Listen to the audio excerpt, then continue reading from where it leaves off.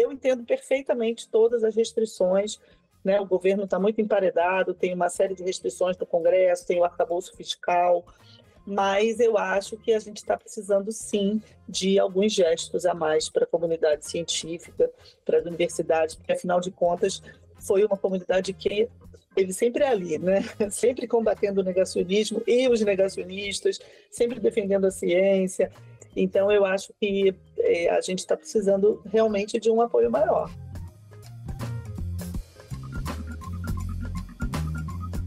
A ciência no Brasil vive um momento desafiador. Além do negacionismo que se mostrou especialmente durante a pandemia do Covid-19, a carreira de cientista enfrenta uma crise marcada por restrições orçamentárias e falta de estímulo a essa comunidade, o que, como consequência, compromete o seu avanço em diferentes frentes e também o desenvolvimento do país. Sobre esse tema, eu converso hoje com Tatiana Roque, que é professora titular do Instituto de Matemática da Universidade Federal do Rio de Janeiro, a UFRJ, e ex-secretária de Ciência e Tecnologia da cidade do Rio de Janeiro. Eu sou Luara Calvenic e este é o podcast da semana. A professora Tatiana Roque é também autora do livro História da Matemática, uma visão crítica, desfazendo mitos e lendas, que foi publicado pela Zahar e levou o Prêmio Jabuti de 2013. Ela é também autora do livro O Dia em que Voltamos de Marte, as relações entre ciência e política em 4 séculos de história, esse lançado pela Editora Crítica e que foi finalista do Prêmio Jabuti 2022. Na conversa a seguir, ela fala dos desafios da ciência hoje e também das possibilidades de transformação da sociedade por meio da tecnologia e da pesquisa. Escuta esse nosso papo.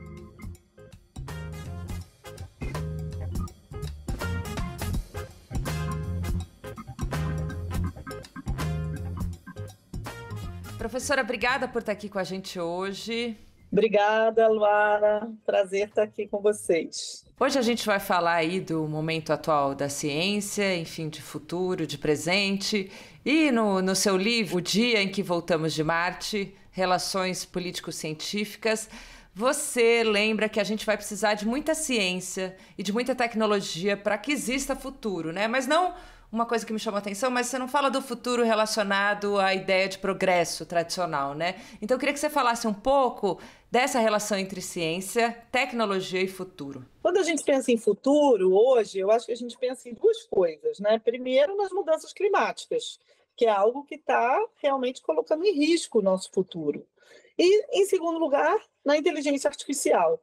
No caso das mudanças climáticas, eu acho que quando a gente pensa em ciência, primeiro, a gente tem uma ciência que está 100% convicta de que as mudanças climáticas estão acontecendo por causa da ação humana. Então, a gente precisa muito da ciência, porque é a ciência que nos dá esse conhecimento. Mas a gente precisa da ciência num sentido também de divulgação, de convencimento. A gente precisa fazer com que as pessoas acreditem na ciência. Então, isso no caso das mudanças climáticas. Agora, no caso da inteligência artificial, eu acho que já é um pouco diferente, porque já é essa visão da tecnologia como aquela que pode tudo, né? Será que a tecnologia vai substituir os seres humanos? E aí, nesse sentido, mesmo nas mudanças climáticas, isso tem um problema, porque muita gente acredita que o problema das mudanças climáticas pode ser resolvido pela tecnologia. E a gente não tem nenhuma evidência disso, né? De que essas soluções de geoengenharia, que chama, né? Umas parafernálias, botam um espelho no sol para que não ilumine a Terra durante alguns meses e resfrie a Terra. Nada disso tem comprovação de que funcione. Então, eu acho que essas 2 questões trazem também um certo medo, né? Um certo susto. Quem não está assustado com as mudanças climáticas ou com a inteligência artificial, né? Então, eu acho que é um momento em que a ciência e a tecnologia elas também estão ligadas a uma certa ansiedade, a gente poderia dizer. Por isso que a gente tem que tratar mesmo dessas áreas, desses conhecimentos, de uma maneira muito cuidadosa, para não fazer com que essa ansiedade aumente, e sim mostrar que as soluções, que as saídas também vão vir pela ciência, mas não com soluções mágicas. E, professora, quando você diz aí nesse pensamento meio mágico em relação às soluções dos problemas, né, que na verdade não tem nada a ver com ciência, porque ciência é algo realmente muito complexo, né, e que tem aí um lastro antes de você resolver alguma coisa, a gente enfrenta no Brasil uma crise em relação à ciência, que tem a ver com esse desentendimento, né, que ela é marcada também por restrições orçamentárias e pela falta de estímulo a essa comunidade, né? Em quais frentes a gente pode já observar essas consequências aí? Eu acho que, em primeiro lugar, a gente tem que lembrar que quando a gente fala de crise em relação à ciência, a gente tem um problema sério do negacionismo. Daqui a pouco a gente pode explorar melhor isso. E para a gente combater o negacionismo, a gente precisa valorizar a ciência e precisa de investimento, porque hoje, além daquela ciência que a gente já faz das nossas pesquisas, a gente também precisa de investir em divulgação científica, em ensino de ciências. Então, na verdade, a necessidade de mostrar para a sociedade que a ciência é uma coisa importante, é uma coisa útil, ela aumentou. E ela aumentou justamente no momento em que a gente está vivendo uma crise de financiamento. As universidades são subfinanciadas, os pesquisadores, as pesquisas também. E isso é algo que está causando um certo estresse, assim, porque a gente viveu um período de pandemia, um período de um governo negacionista, né? Que, claro, que não investiu na ciência, que atacou a ciência, que atacou os cientistas, mas a gente esperava que agora, né, a ciência voltou, a gente tivesse numa outra condição. E, na verdade, está demorando um pouco. Eu acho que as pessoas estão um pouco decepcionadas porque isso está demorando um pouco. Eu entendo perfeitamente todas as restrições, né? O governo está muito emparedado, tem uma série de restrições no Congresso, tem o arcabouço fiscal, mas eu acho que a gente está precisando, sim, de alguns gestos a mais para a comunidade científica, para as universidades, porque, afinal de contas, foi uma comunidade que ele sempre é ali, né? Sempre combatendo o negacionismo e os negacionistas, sempre defendendo a ciência. Então, eu acho que a gente está precisando realmente de um apoio maior. E aí, o que está em debate atualmente é esse novo programa aí do governo federal, que ele pretende repatriar pesquisadores brasileiros que vivem e trabalham em outros países, e é um programa aí que está sofrendo muitas críticas. A maioria delas está relacionada ao fato desse programa não colaborar diretamente para melhorar os problemas que a pesquisa enfrenta hoje, né, que você trouxe aí. Então, eu te pergunto, até que ponto a escolha de um programa como esse tem relação com uma desconexão aí entre política e ciência? Olha, eu vou começar essa resposta falando um pouquinho da restrição fiscal, né? Porque eu falei aqui na pergunta anterior que, mesmo que eu entenda os problemas políticos, as dificuldades políticas que o governo enfrenta no Congresso, essa restrição fiscal, ela é muito cruel, porque o que ela faz? A restrição fiscal faz com que algumas políticas importantes concorram com outras igualmente importantes. Então, por que essa medida de repatriação de cientistas está sendo muito atacada? Porque, num momento de restrição orçamentária, as pessoas estão vendo que ela não resolve o problema que os cientistas estão experimentando, que as universidades estão experimentando, precisando de melhores verbas, de mais condições de trabalho, e não é a repatriação de cientistas que vai resolver isso. Ora, de fato, concordo plenamente. Mas isso não quer dizer que um bom programa de repatriação de cientistas não fosse bom. Ele é bom. Só que talvez nesse momento que a gente tem que escolher prioridades e que as restrições fiscais perversamente impõem essa escolha, a gente não pode ter as duas coisas. E aí, de fato, o mais urgente não é a repatriação. O mais urgente é a gente incentivar a pesquisa que já é feita no Brasil, melhorar as condições de trabalho dos cientistas, tudo isso que vem sendo reivindicado aí, né, pela comunidade universitária e científica. E você acha, professora, que diante dessa realidade que a gente acompanha aí, você acha que seguir essa carreira, né, ela se tornou uma ideia menos atrativa? Quem é que deseja ser cientista hoje em dia? E o que você observa como professora? Os salários estão muito baixos, e principalmente os salários de entrada na carreira, né? Isso é algo que não atrai os jovens, né? Não atrai os melhores cérebros, as pessoas mais preparadas. De fato, tem muita gente indo embora do Brasil, o que é muito ruim, é péssimo, porque são pessoas em quem a gente investiu anos e que, de repente, a gente não vai estar usufruindo daquele conhecimento que foi produzido aqui, né? Então, isso é muito grave. Eu acho que a gente tem que pensar muito nisso, sobretudo nos professores mais jovens. A gente tem que garantir a atratividade da carreira para professores jovens, a gente tem que garantir que pessoas que a gente formou né, nas quais o Brasil investiu durante tanto tempo, possam ficar aqui e contribuir para o nosso desenvolvimento econômico, social, científico. E com seus alunos, você dá aula, né? O que você observa ali na sala de aula? Eles pensam em ser pesquisadores ou qual o desejo deles ali no geral? Eu estou dando aula para engenharia para o primeiro período, né? Cálculo 1. Então, eu acho que ali ainda há uma mistura entre quem quer ser pesquisador e quem quer realmente ir para o mercado de trabalho, né? No caso da engenharia. Agora, eu também dou aula na pós-graduação, aí eu já dou aula de ensino de matemática, um curso voltado para professores. E aí sim, né, eu acho que tem muita gente que quer seguir a carreira acadêmica e que precisa desse incentivo para ficar na carreira. Né? E eu acho que aí tem uma área em que a gente tem que pensar muito mais, que é justamente a formação de professores. Né? Eu acho que essa é uma área que é uma área de pesquisa, mas que tem um impacto direto na sociedade, tem um impacto direto no ensino básico, e a gente precisa cada vez mais aprimorar esses programas de formação de professores em conjunto com as universidades. A gente teve há pouco tempo o resultado do PISA, que foi muito deficiente em matemática, né? As pessoas mostraram um nível que não é satisfatório em matemática, por exemplo. E no caso da matemática, que eu conheço bem, um dos problemas é, o aumento dos cursos de educação à distância para professores, né? Muitos professores se formando em educação à distância.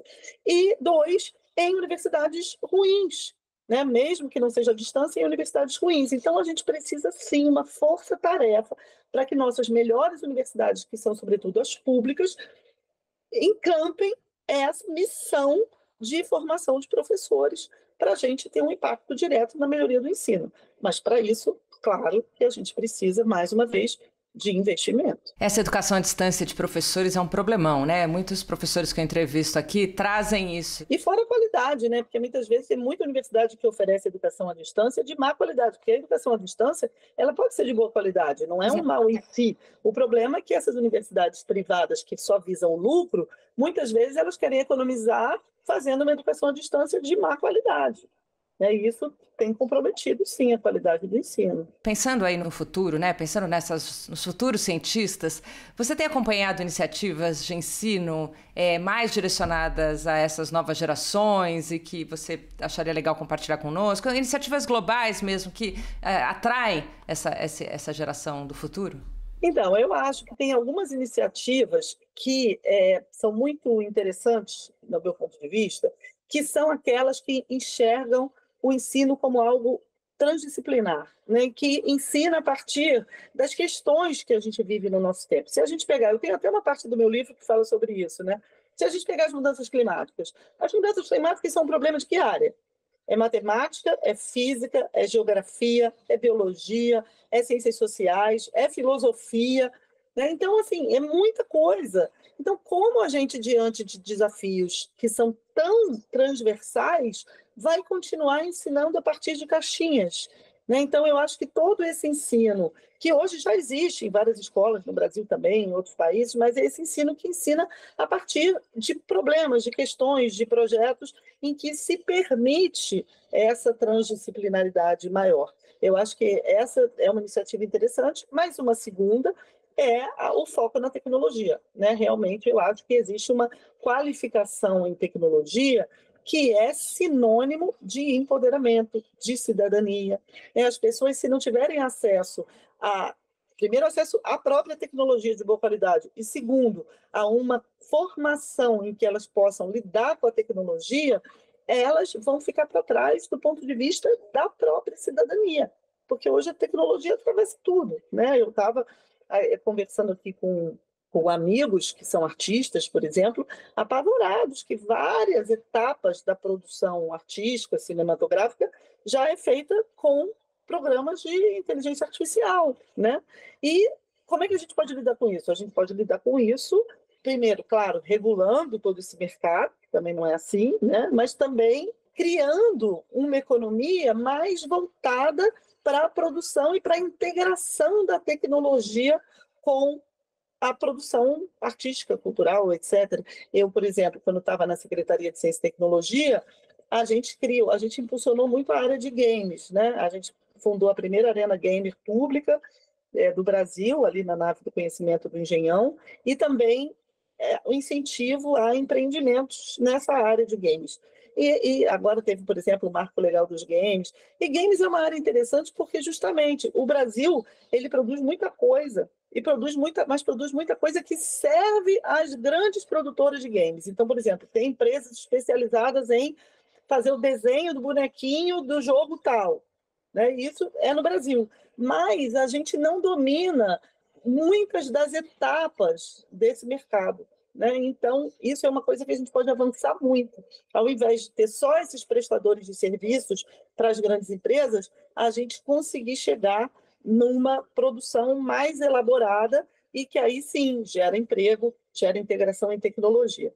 Né? Então, eu acho que essas são experiências importantes. A gente aqui na Prefeitura do Rio, na própria Nave do Conhecimento, mas também nos JETs, né, os ginásios educacionais tecnológicos da Prefeitura, a gente tem focado muito nisso, nessa formação para a tecnologia da nossa juventude e da nossa população em geral. Quando a gente tem uma educação de base assim, deficiente, né? Entrar no tema da tecnologia, às vezes parece algo distante, assim, algo que talvez não deveríamos olhar para isso agora, já que tem uma educação de base aí problemática. E você é muito otimista com esse mercado, né? Quando a gente vê as suas redes, você fala com empolgação das novas tecnologias, dessas possibilidades todas. Então, pensando nisso, né, de que a gente não tem a base, enfim, o que você observa? O que você observou de possibilidades e de transformação mesmo aí nessa sua experiência como secretária? Um grande potencial da tecnologia é que justamente ela nos permite queimar etapas. Basta a gente ver que muitas vezes os nossos filhos, né, sobrinhos aqui de 5 anos, lidam melhor com uma nova tecnologia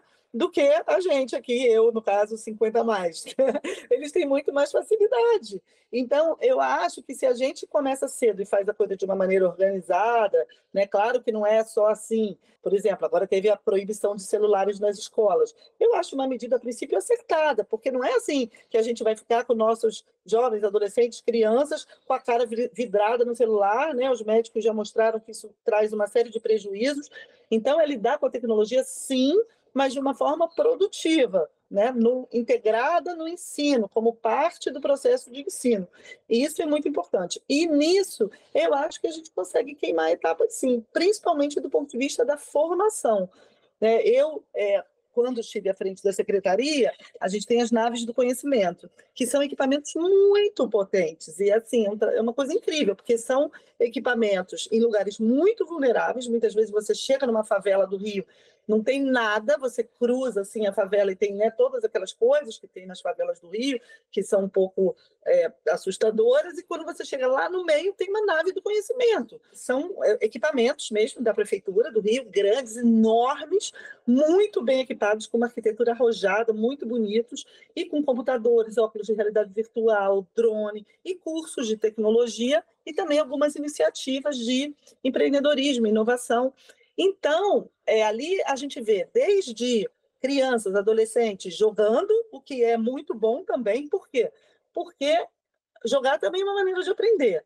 E quando a gente hoje pensa, todo mundo tem acesso à internet, as pessoas têm acesso à internet no celular. Essa é uma relação de péssima qualidade com a internet. Porque o celular, primeiro, aquela telinha mínima, segundo, uma internet de má qualidade, e terceiro, uma internet mediada por aplicativos. Lá não. Lá a gente tem computador, internet boa, então as pessoas conseguem ter realmente acesso à internet no sentido pleno, né? Com isso, elas conseguem, além de ter muitos serviços, conseguem se qualificar para lidar com, né, softwares, programas e cursos e qualificações a partir de um outro nível. Então, tem desde curso de Excel, digamos assim, né, até cursos de robótica, cursos de ChatGPT.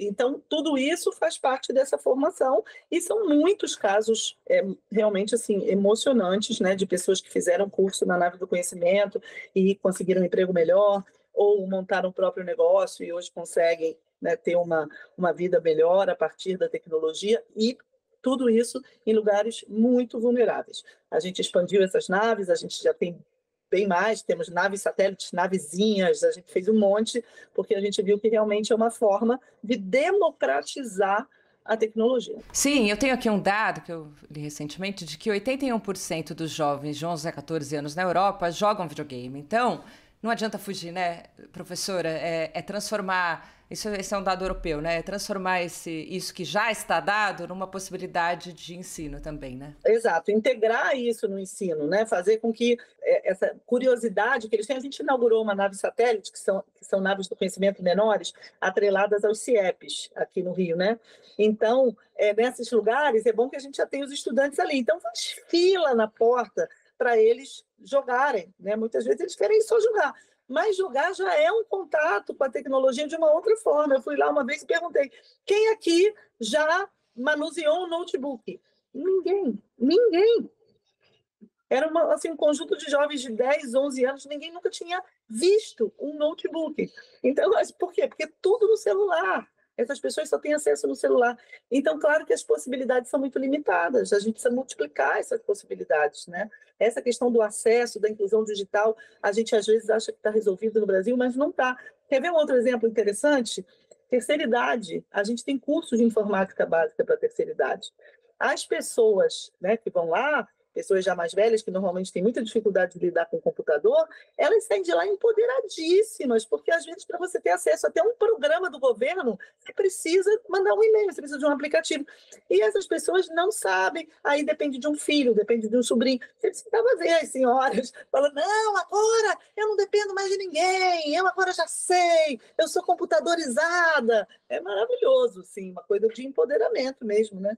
Desse acesso digital que a gente ainda tem muito a caminhar. E, professora, voltando aqui para o tema da ciência, a gente está aqui falando muito de uma crise, né? Então eu queria perguntar para você como é que um tratamento diferente relacionado à ciência brasileira por parte de governantes e da sociedade civil poderia colocar o Brasil como protagonista em debates globais ali. E quais debates a gente poderia liderar internacionalmente? Nós somos fortes em muitas áreas, né? Eu acho que aqui, fazendo um apanhado rápido, por exemplo, a gente é muito avançado na área de engenharia, né? Eu sou da UFRJ e vejo de perto quanto de tecnologia e de ciência a gente já gerou nessas áreas que foram dedicadas à exploração do petróleo, mas que a gente agora pode aproveitar todo esse conhecimento, essa pesquisa em outras áreas.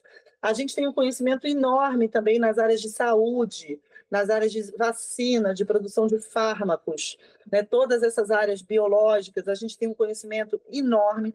A gente é muito bom na área do clima. Temos vários pesquisadores que são do IPCC, que trabalham sobre mudanças climáticas em uma série de áreas, sub-áreas diferentes, né? Essa questão agrícola também, a gente é muito avançado. Fora, claro, a parte cultural, arte, ciências humanas, que a gente tem, né, muitas teorias também que são autônomas, desenvolvidas aqui, que pensam a nossa realidade.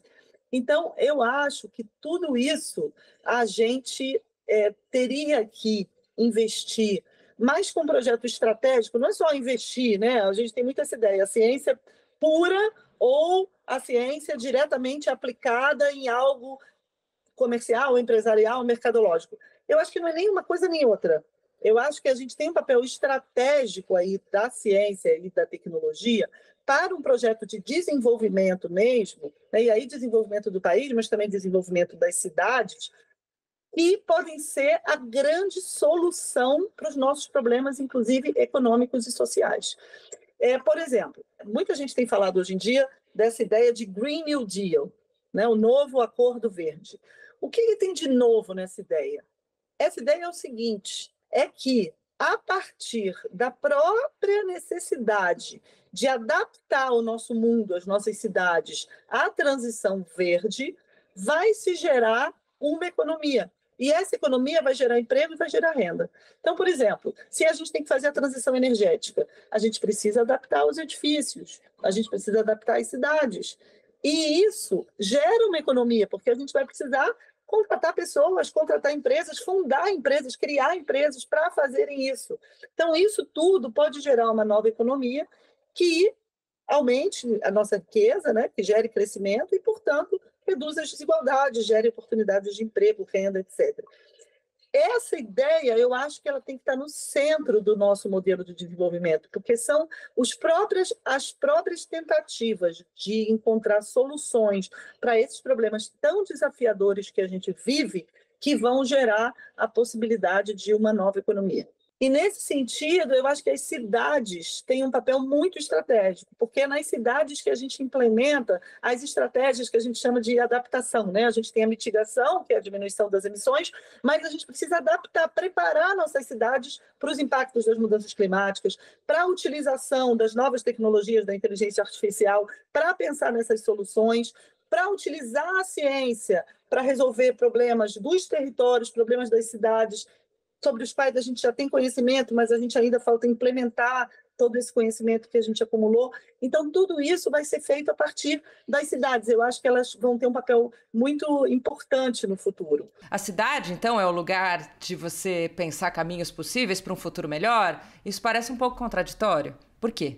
Então, nosso vice-presidente Alckmin tem uma frase que eu gosto muito. Ele diz que o século XIX foi o século dos impérios, o século XX foi o século das nações e o século XXI é o século das cidades. Eu concordo muito com isso. Eu acho que agora a gente precisa pensar o enfrentamento desses problemas a partir das cidades, porque é ali que o poder público está mais próximo das pessoas. E sabe uma coisa? A gente precisa hoje, é um pouco o que diz a Mariana Mazzucato com essa ideia de economia das missões. A gente precisa de uma articulação muito bem feita entre governos, universidades, pesquisadores, cientistas, sociedade civil e empresas. A gente precisa articular todos esses setores para encontrar as soluções, né, desses desafios todos que se anunciam e para que essas soluções consigam gerar uma nova economia. E aonde a gente vai articular esses setores? Nas cidades, né? Eu acho que do ponto de vista local a gente tem mais condições de ter uma articulação bem feita entre todos esses setores, como a gente tenta fazer no Rio, né? Prefeitura, sociedade civil, empresas, universidades e cientistas. Então, por isso que eu acho que esse lugar aí do local é o lugar onde a gente consegue se aproximar mais da população e trazê-los para dentro da solução do problema. E, professora, para finalizar, a pandemia foi uma prova dessa necessidade da gente escutar mais os cientistas e desses poderes todos andarem juntos aí, né? Passada essa fase, algo mudou? Será que ficou entendido pela sociedade o quanto a produção científica serviu de base para as soluções encontradas durante esse período? Eu acho que na saúde, sim, por um lado. Eu acho que no caso dos medicamentos e das vacinas, a gente tem muita tradição no Brasil, né? Então, eu acho que no caso das vacinas, as pesquisas mostram que ainda a confiança nas vacinas ainda é alta no Brasil, apesar de todo o negacionismo, mas, ao mesmo tempo, é um dado muito preocupante que essa confiança vem caindo. Ela vem caindo e algumas doenças que já estavam erradicadas voltam a aparecer. Então, a gente tem que tomar muito cuidado com isso, porque a confiança na ciência vem sendo desgastada por esses movimentos negacionistas, que a gente sabe que tem a ver com o conservadorismo, com a extrema-direita, e isso está afetando, sim, a confiança na ciência. Então, eu acho que na pandemia foi um momento que, ao mesmo tempo, né, em que as vacinas conseguiram realmente, o que nos permite hoje estar vivendo uma vida normal são as vacinas, mas, por outro lado, o fato de que o fazer científico, que é realmente cheio de idas e vindas, é cheio de perguntas em aberto, isso ficou muito exposto para a sociedade. As pessoas viram a ciência se fazendo, né, e todas as etapas que são necessárias no fazer científico. Então, eu acho que isso também pode ter aumentado a desconfiança, porque a ciência ela não é feita só de resultados, ela não é feita só de certezas, ela também é feita de incertezas, de idas e vindas, de perguntas não respondidas. Então, eu acho que isso ficou mais exposto para a sociedade. Né? Mas isso é algo positivo, é por isso que a ciência é confiável, é isso que a gente tem que dizer para as pessoas. A ciência é confiável justamente porque ela parte de perguntas, mas as respostas a essas perguntas são rigorosas, elas seguem o método científico, né? Elas seguem uma metodologia que faz com que elas sejam as mais confiáveis possíveis. Então, eu acho que isso talvez ainda falte a gente explicitar para a população de um modo geral. A gente está falando aqui do momento atual da ciência e eu acho que vale a gente finalizar falando de medidas como ações afirmativas que vêm trazendo mais diversidade às universidades, né? É um ponto positivo aí em meio a essa crise, né? Elas foram capazes de deixar esse lugar mais atrativo, mais interessante, mais completo? O que falta em relação a esse ponto? Vou falar da minha experiência, porque eu comecei a dar aula no Fundão como professora nos anos 90. E como eu dou aula para de matemática, né? Eu dou muita aula para as carreiras de engenharia, que sempre foram muito procuradas. É impressionante a diferença. Assim, aconteceu uma revolução na universidade. Quando eu dava aula para engenharia nos anos 90, os alunos todos eram brancos, estudaram nas melhores escolas da Zona Sul, filhos das pessoas mais ricas da cidade. Hoje, eu entrei agora na minha turma de cálculo 1, é maravilhoso, assim, tem uma diversidade enorme, muitas pessoas negras, mulheres também, muitas pessoas que você vê que são de vários lugares da cidade, não é mais um lugar de elite, né? A universidade realmente deixou de ser um instrumento de reprodução das elites para se tornar um vetor da transformação social.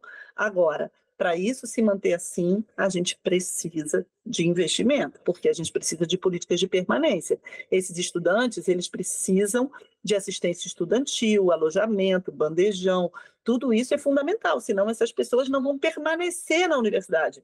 E isso seria a coisa mais triste do mundo. Você imagina você pegar toda essa geração, que são os primeiros das suas famílias a cursar o ensino superior, não dá condições dessas pessoas se manterem na universidade e levá-las a abrir mão dos seus sonhos, a sair.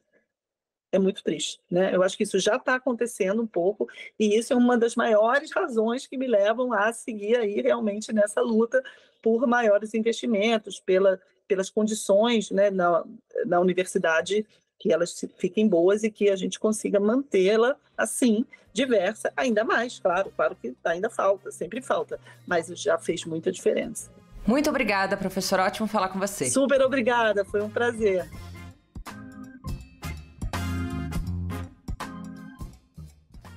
Se você gostou desse podcast, eu te convido a ouvir os episódios anteriores. A gente já falou com nomes como o jornalista Maurício Sticer, coautor da biografia de Gilberto Braga, com o psicanalista Lucas Bulamar sobre ciúme e com Márcio Atala sobre construir hábitos saudáveis. Nas principais plataformas de áudio como o Deezer, o Spotify, o Apple Podcasts, você escuta os episódios anteriores. Com roteiro e apresentação de Luara Calvenic, este é o podcast da semana. A cada 7 dias, um tema novo para você. Até semana que vem.